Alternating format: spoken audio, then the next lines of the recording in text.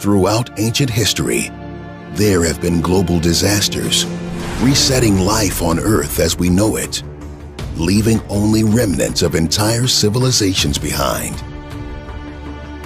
Ancient records of those that have come and gone often speak of signs in the heavens corresponding with their ultimate destruction. Just as the civilizations of old, we've spent decades searching the skies for mathematical patterns between celestial events and global change. But have we been looking in all the wrong places?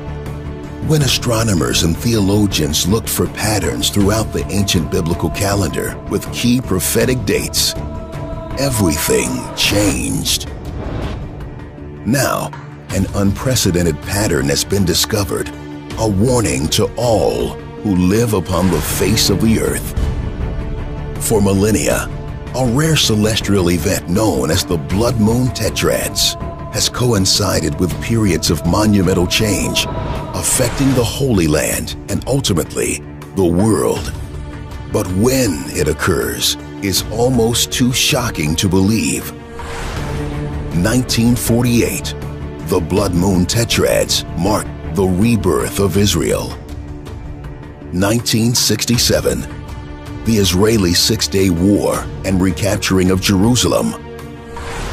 But in an age of globalization in which every conflict sends shockwaves throughout the world, it's what is yet to come that researchers fear the most. According to future projections, only possible today, the next occurrence of this anomaly is right around the corner. Hello and welcome to another segment of A Spirited Debate. I'm Lauren Green, Chief Religion Correspondent for Fox News Channel. Does God use the motion of the planets to communicate with us, to announce things to come? Well, many people believe that an astronomical occurrence called 4 blood moons is a message from God. A blood moon is a full lunar eclipse, and 4 of them in a row is called a tetrad. When they've occurred on the Jewish High Holy Days, it's coincided with major historical events, like the Six-Day War in 1967. 4 blood moons on the Jewish High Holy Days has happened only 3 times in the last 500 years. The next time it occurs is starting next spring on the Jewish Passover. Pastor Hagee has written a book called 4 Blood Moons, Something is About to Change, and he joins me now. This is fascinating because I get a lot of books about end times prophecies and what's the Bible trying to say, and this one really fascinated me because it charts history of astronomical occurrences, the Jewish High Holy Days of Passover and the Feast of the Tabernacles, and these occurrences. And I want to go over just a couple of the things that have happened because it's only happened in 3 times. 3 times in over 500 years. In 500 years. And this is confirmed by NASA. This is not something that a religious think tank put together. This is something that you can check on the internet. This is what NASA says has happened, and this is what they say is going to happen. This is, and we have a full screen up, and it's exactly what I did when I saw your book because I wanted to verify that these things had happened, and sure enough it was. That's why I wanted to have you on. 4 blood moons have occurred in 1493-94, fall of Spain. The Jews expelled from them, and Columbus discovers America, what the Bible calls it the infant nation. Right. 1949 to 1950, it follows Israel being declared a nation. State. And then a nation state. And then 1967-68, the Six-Day War. Those are the last 3 times that 4 blood moons have occurred. Right. And so the next time it occurs actually is starting next spring. Starts April the 15th, 2014, next spring, and it happens on Passover. The second blood moon next year will be October the 8th on the Feast of Tabernacles. And then in 2015, it will happen again on Passover. And then it will happen the last time, September the 15th, and that will be on the Feast of Tabernacles. The irony of what it takes to get the sun, the earth, and the moon in a perfect alignment to have a blood moon, and then for those blood moons to be on this exact date is something that just is beyond coincidental. The Bible very clearly says, Joel the 2nd chapter, says the day of the Lord will be as when the sun refuses to shine. The significant thing is that between these 4 blood moons will be a total solar eclipse, and the moon will be turned to blood. That is exactly repeated in Acts, the 2nd chapter.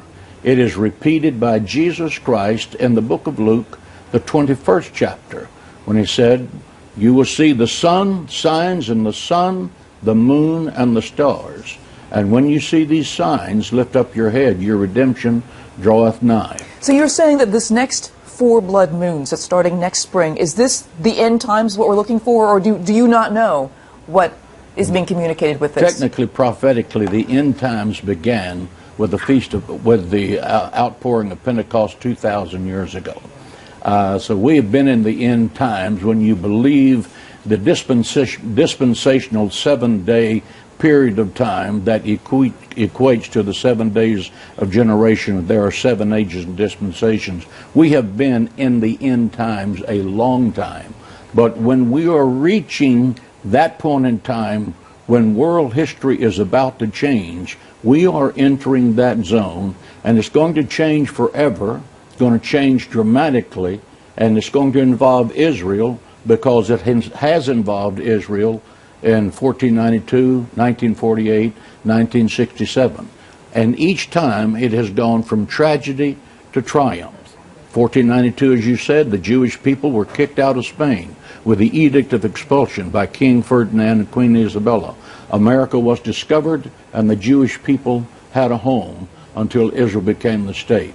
In 1948-49, Israel was a state. The thing that preceded that was the Holocaust, a time of tears and tragedy.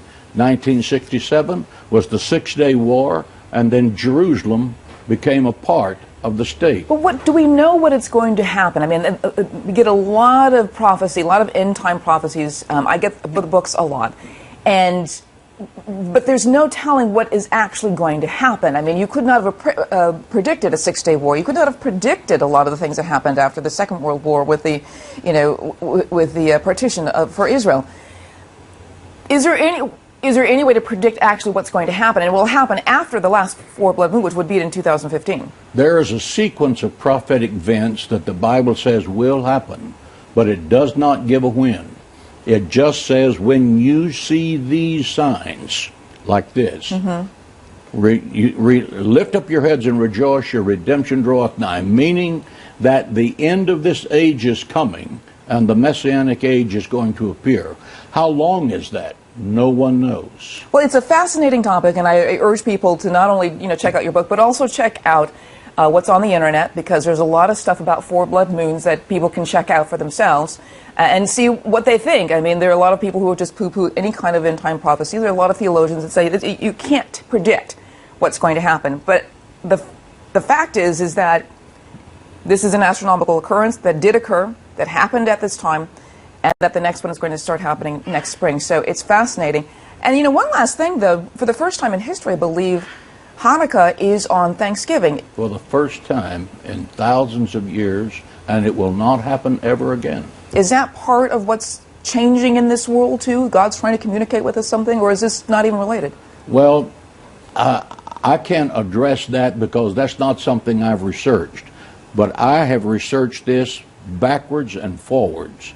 And the concept that these 4 blood moons happen on a high holiday 4 times in a row with a solar eclipse in the middle is beyond the null hypothesis of probability.